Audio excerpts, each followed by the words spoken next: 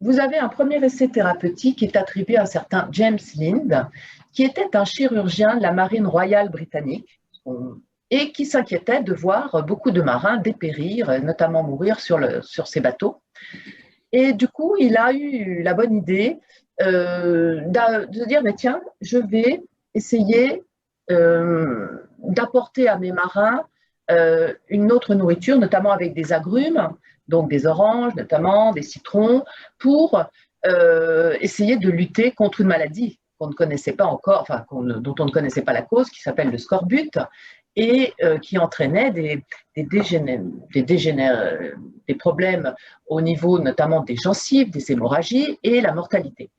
Et ce qui est intéressant dans cette étude, c'est que le fait qu'il a séparé ces marins en deux groupes.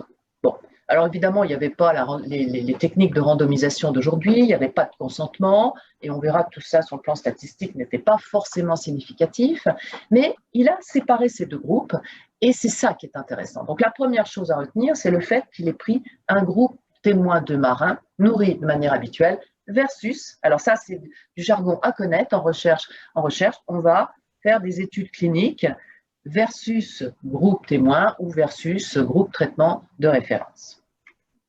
Alors ensuite, nous avançons dans le temps, tout ça n'est pas exhaustif, mais il n'y a pas que les marins, que l'armée qui s'est toujours intéressée au développement des connaissances, les religieux aussi. N'oublions pas que les hôpitaux, tout ça ont été faits par des religieux, par exemple en France, les hospices de Beaune.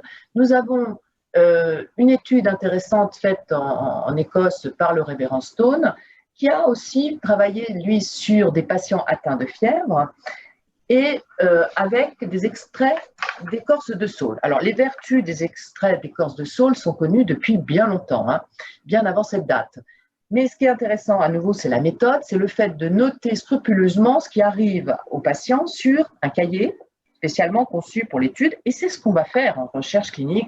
On va demander aux médecins qui participent aux études cliniques de noter scrupuleusement ce qui arrive via ce qu'on appelle un CRF à leurs patients. Nous avançons dans le temps et ce qui est intéressant, c'est de voir. Alors, n'oubliez pas que vous pouvez me couper si vous le souhaitez ou me poser des questions. Alors, nous avons le XXe siècle, en fait, a été un siècle de très grandes découvertes, de grandes avancées au niveau des médicaments et notamment avec la découverte des antibiotiques. Donc, 1928, la pénicilline, qui a permis de lutter particulièrement contre la syphilis, qui faisait des ravages, et une très grande découverte, la streptomycine, qui a permis de lutter également contre la tuberculose pulmonaire. Ce sont des repères très importants, car on verra qu'il y a eu beaucoup d'études cliniques, menées notamment par l'armée, sur la pénicilline et sur la streptomycine.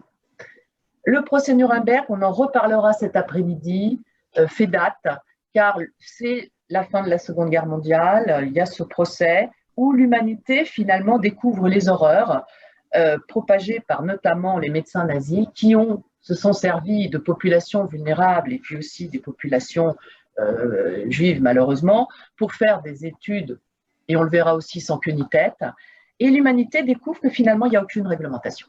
Donc à partir de là, le code de Nuremberg et puis la déclaration d'Helsinki qui en suivra, mais on verra tout ça cet après-midi.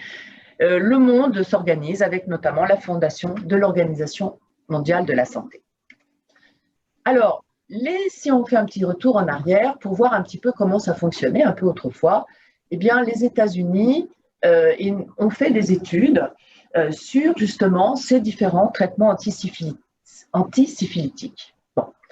Alors, ce qu'il faut savoir, c'est que les médecins revoyaient tout ça d'un œil un petit peu, comment dire, ça leur plaisait pas trop qu'on vienne mettre leur nez dans leurs affaires, et ça on verra qu'il va falloir toujours faire attention à la manière dont on fonctionne avec les médecins, et ils avaient du mal à s'accorder sur la manière de classer les dossiers, de présenter les résultats. Bon. Donc ça, déjà, c'était un problème d'harmonisation. N'oublions pas qu'il n'y a pas encore l'informatique. C'est vraiment les balbutiements avec les cartes perforées. Hein, si on arrive en 1943, toujours avec l'armée, hein, l'armée continue toujours à faire pas mal de recherches, il fallait standardiser ces conditions d'essai. Donc, on essaye de s'améliorer avec ces cartes perforées, mais ça reste toujours une discipline collective difficile et les conditions de recrutement des malades, ils essayaient de les standardiser, mais rien n'était idéal. Et ce qui va faire basculer vraiment la méthode de l'organisation de la recherche clinique, c'est ce monsieur Bradford Hill, qui n'est pas un médecin, qui est un statisticien et qui, en fait, a créé ce modèle des essais thérapeutiques contrôlés. Il y a eu plusieurs études, une en Angleterre sur la streptomycine et également aux États-Unis, et il a érigé 3 grands principes qu'on retrouve aujourd'hui dans toutes les études cliniques. Alors, les médecins restaient résistants parce qu'en se disant, oh là là, qu'est-ce que vient de faire un statisticien là-dedans, hein? Bon. Alors, le rôle central des statisticiens reste aujourd'hui d'actualité.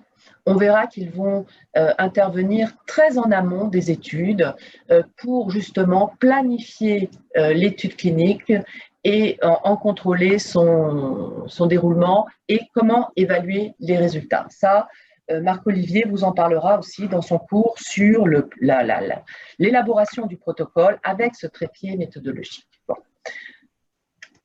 Autre critère très important, la notion de critères objectifs. Donc, dans cette étude dans la tuberculose pulmonaire, eh bien, le clinicien qui avait réalisé la piqûre d'antibiotiques, il s'agissait de piqûre à l'époque, ce n'est pas celui qui a lu la radio.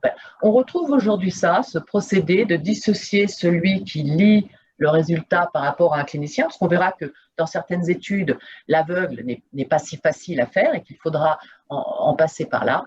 Eh bien, c'est un point qu'on va retrouver au jour d'aujourd'hui dans des études cliniques. J'avais d'ailleurs travaillé dans une étude dans la gonarthrose articulaire où c'était finalement le même principe parce que, par exemple, le clinicien, vous voyez, si il injecte une piqûre, à l'occurrence d'acide hyaluronique dans le genou, eh bien, un clinicien qui a l'habitude va tout de suite identifier quand le piston résiste un petit peu plus ou qu'au contraire que c'est plus fluide, il va voir si c'est le placebo ou si c'est le produit, ou si c'est un autre produit. Donc, c'est pour ça qu'il faut faire appel à ces méthodes de lecture en aveugle. Et autre point très important, c'est qu'il ne s'agissait pas il ne faut pas choisir les patients, il faut qu'il y ait une répartition au hasard des malades. Et si on en revient à notre étude sur le bateau par James Lind, on ne sait pas trop comment ils ont été choisis, finalement, ces marins. Et d'ailleurs, ils n'étaient pas si peu nombreux, ils étaient peu nombreux. C'est pour ça d'ailleurs que les statisticiens vont nous calculer le nombre minimum de patients qu'il nous faut pour qu'on puisse répondre à notre question et pour qu'il y ait une différence significative entre les deux groupes, parce qu'on pourrait se demander finalement si le fait que ces marins aient résisté à la maladie n'était pas lié au hasard, tout simplement. Donc il faut que ce soit reproductible, il faut qu'on puisse prouver que les différences observées sont vraiment liées au produit. Et un point important, c'est de randomiser. Random, ça veut dire hasard. Et ce sont en amont les data managers qui vont répartir de manière aléatoire les groupes. Et ça, on le verra. Donc, ces principes sont très importants et on va les retrouver dans toutes les études. Nous avançons un petit peu dans la découverte des études cliniques, dans l'amélioration de tous ces principes. Et la période d'après-guerre a été également une grande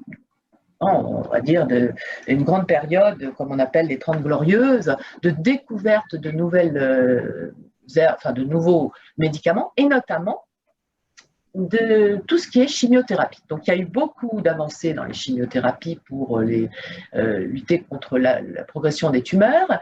Et puis, un point important aussi, c'est les années 80. Alors, les années 80 sont malheureusement restées tristement célèbres avec l'avancée de cette terrible maladie, le sida, où sont arrivés des groupes de patients et qui ont et notamment aussi en cancérologie, qui ont dit attention, parce qu'il y a des règles pour mettre sur des médicaments sur le marché, on le verra demain dans un autre cours, mais ça prend du temps d'enregistrer un médicament.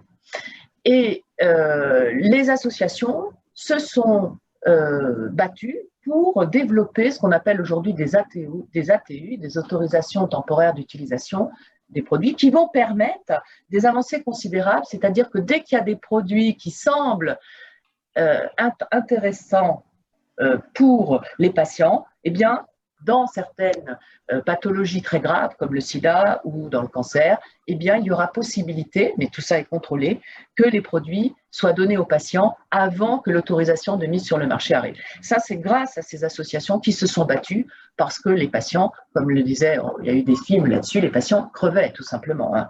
Donc, et ces patients, eh bien, ils sont aujourd'hui présents via des associations et on les retrouve dans les comités de protection des personnes et on en reparlera parce qu'on verra que toutes les études cliniques aujourd'hui sont soumises à des comités de protection des personnes parce qu'il y a un mot que vous pouvez déjà commencer à vous mettre dans la tête, c'est le leitmotiv de la protection du patient. Et on verra que toutes les bonnes pratiques cliniques, ça il faudra les apprendre, enfin, il faudra bien connaître les bonnes pratiques cliniques, le maître mot c'est la protection du patient. Alors, dans les années 90, notre première loi française arrive, avec la loi Huriet.